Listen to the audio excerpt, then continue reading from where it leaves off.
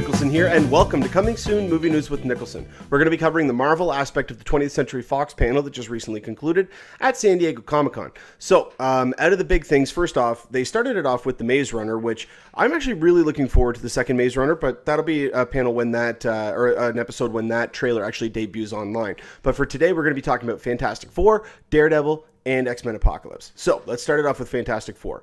They showed off the final trailer for the film. Now, it hasn't been released online yet. That'll probably come out in the next couple of days. But it did kind of cement everything that people have been worried about in the film that they thought wouldn't be included that actually is. So, I mean, lots of sequences in the film involving them using their powers together. One thing that we haven't really seen from the trailers, I've always felt that it was just because they didn't have the CGI work done yet. They just felt that they still needed some fine-tuning to make it look right. They weren't going to release something that looked half-assed, because we have seen that in the past with several trailers. I mean, even though I didn't have a problem with it, just look at the Jurassic World trailers. I mean, you saw a marked improvement over the visual effects from trailer to trailer.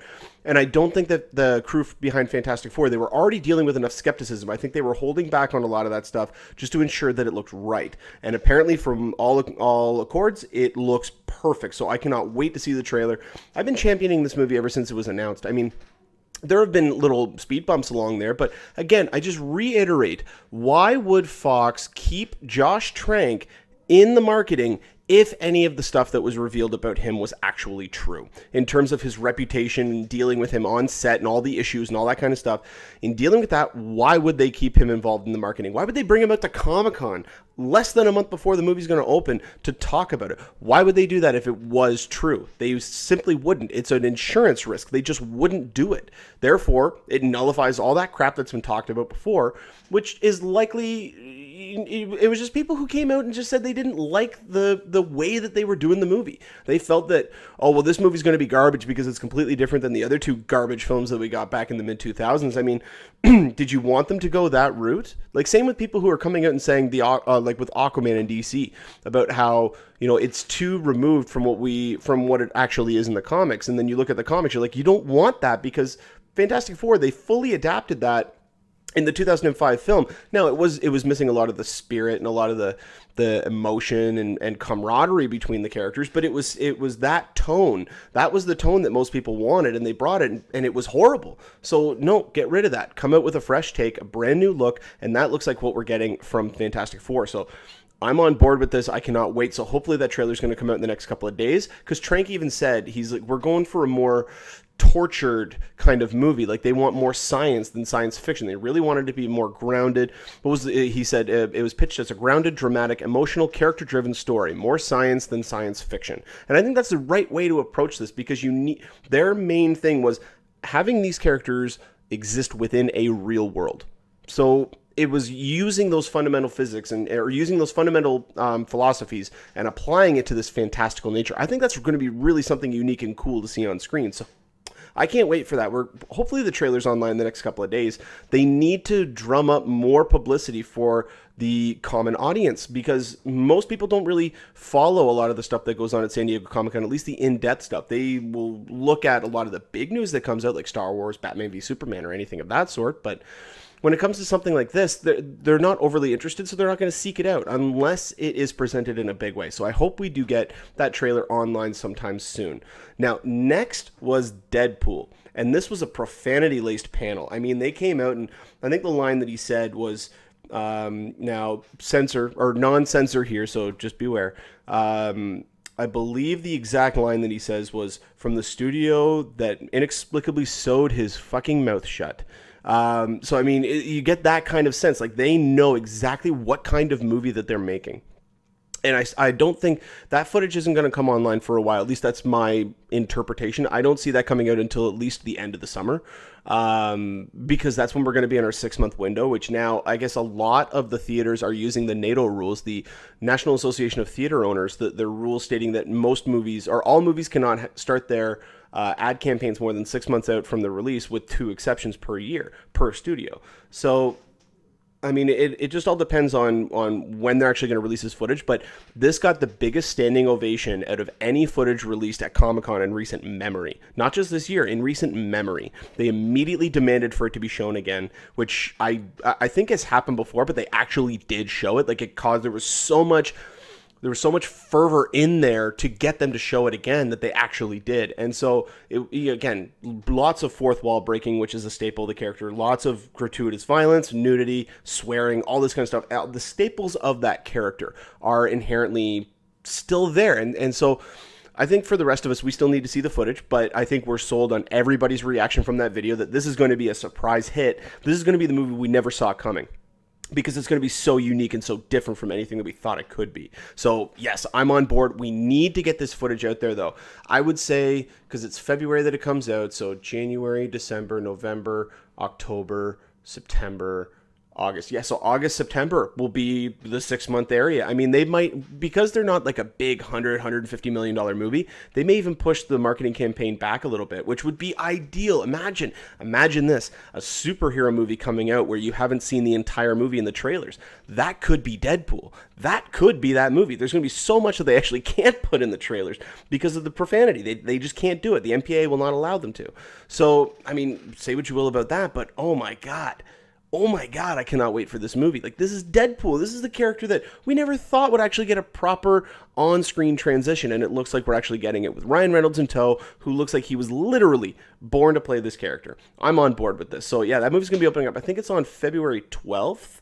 Either February 12th or February 10th. I'm not 100% sure, but it's either one of the days on the other side of my birthday, so I cannot wait for that.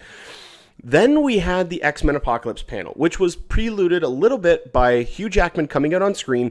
Now, there was nothing talked about at all in regards to Hugh Jackman being in X-Men Apocalypse. That, I believe, is still a mystery, although correct me if I'm wrong in the comment section below.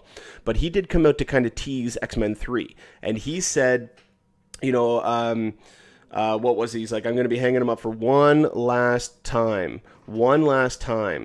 And then he goes, you know, I mean, I don't look the same way that I did in my audition tape, because they showed a sizzle reel and they showed part of his audition tape in that sizzle reel. And he goes, I've aged a lot since my audition tape, you know, Old Man Logan, take from that what you will. And that came direct from Hugh Jackman. So now, does that mean we're getting Old Man Logan as the storyline for X-Men or Wolverine 3? Now, a report came out, I believe, a week or two ago. It was either from Latino Review or from El Mayimbe of Heroic Hollywood. But they came out and said that it looks like the story for Wolverine 3 is going to follow Old Man Logan. And then they quickly debunked that. I believe it was Latino Review. But they quickly reverted that, and they said that they were actually told by their sources it's 1,000% not true. Now, that could have been a scare tactic because they were coming out and doing this at Comic-Con.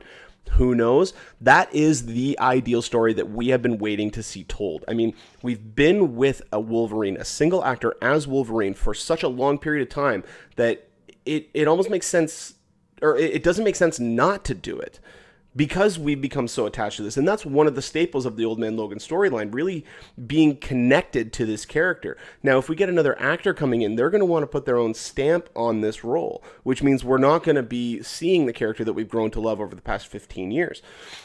Or 17 or 18. It's supposed to come out, I think, in March of 2017, unless they pull it, or bump it, sorry. But yeah, I mean, just imagine that. Imagine us getting a version of Old Man Logan. We can't have Old Man Logan. You can't have Hawkeye. You can't have Hulk. And I even believe Reed Richards is in there. So, I mean, they could at least keep part of it, but not the entire thing. So we can still get Old Man Logan in spirit, which I think is great if we are able to do that. But still, it's too early to tell. Just a really great little nugget that he dropped there. And then finally, we got the big X-Men Apocalypse panel. So now, for those of you who haven't seen it, they actually did leak out part of the trailer that they actually showed, and you actually get to see what Apocalypse looks like in the movie. And I need to see it in high res. I need to see a more detailed look of him, because the one shot that I got, I was not a fan of. I did not care for it all that much. To me, it didn't necessarily portray. He looked more like Thanos than he did Apocalypse. Like, he was completely purple. He didn't have anything on him like, he had a hood. Maybe this is pre-mech suit or pre-armor suit, but I mean, who knows? We still are a ways out. They just started filming 5 weeks ago, so they don't even have any of the CG right. Maybe that's it too. They don't have any of the CG done, so maybe a lot of the stuff that's going to be on him is going to be a mixture of prosthetic and CGI, which I think was something that was hinted at or rumored like a month or two ago when they were talking about the character, and that it's actually going to be a combination of both. So that I would be on board for, and this is just like an early test, then yeah, it looked great. But if this is the final product, which I don't believe it is, but if it is, I'm a little nervous about that aspect of it. The rest of the movie, absolutely, I'm on board for, because we also got revealed who Apocalypse's 4 horsemen are, and they are, who is it? Psylocke, Storm, surprising, Storm, Archangel, and Magneto. Magneto is going to be one of them, and even in the footage, you actually see him walk up, and he takes the Apocalypse takes the hood off, and you see Magneto looking at him. Who, by the way, at this point in the film, or at this point in the series, he's actually not a villain anymore. He even said that he's kind of those days are behind him. He's hung up his villain cape. We're not going to see Mystique as much. We're going to see more of Raven than we are of Mystique. So this is going to be a much more character-centric story, but with Magneto not really being a villain anymore and kind of getting out of that lifestyle, this kind of brings him back in, because you see in the trailer, he turns to him and he goes, this might actually be a Comic-Con exclusive. This might not be in the final film, but he turns to him and he says, "Who the fuck are you?" And he goes, "Come and see." And you see him in kind of a profile shot. You see Apocalypse, and so it's going to be really interesting to see how that plays out. It's a little bit of a bummer that Wolverine was not part of that, part of the 4 horsemen, but another part that was teased in the trailer was Xavier goes to Jean Grey, and Jean Grey gets a flash of the future, and he goes, "What have you seen?" And she goes, "The end of the world," because she saw the world being destroyed by nuclear explosions.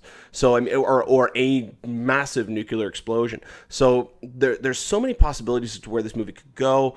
Xavier talking about in regards to Apocalypse, saying, "I've never felt that much power before," or that kind of power before, as his eyes go black. So, I mean, like, what is going on in this movie? We've been teased that this is going to bring worldwide destruction on a scale that X-Men movies have been waiting for, that we have not seen yet, that can kind of tie in with the DC world, with the Avengers universe, and just the massive amount of destruction that has been missing from an X-Men film. They've been a lot more reserved.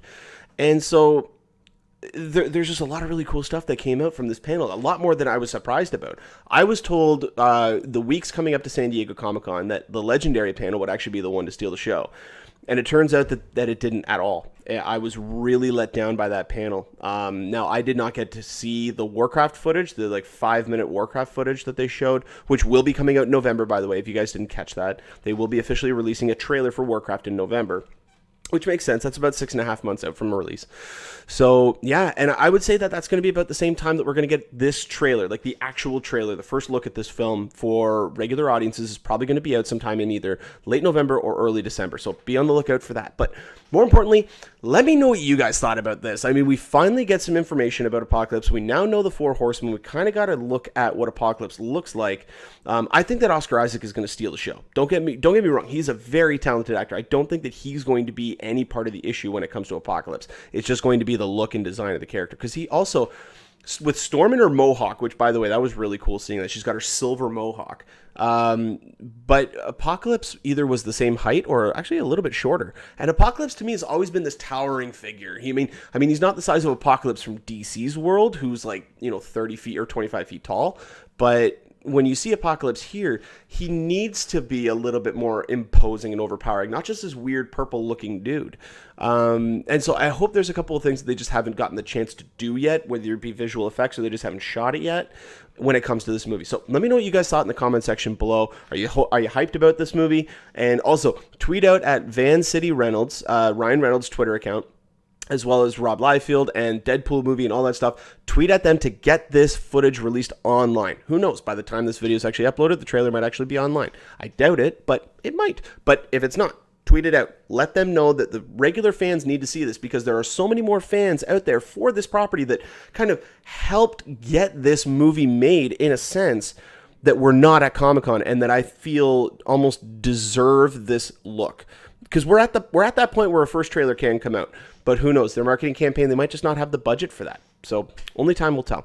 But you guys can go ahead and click the subscribe button there in the bottom corner. You can get updates whenever we post a new video.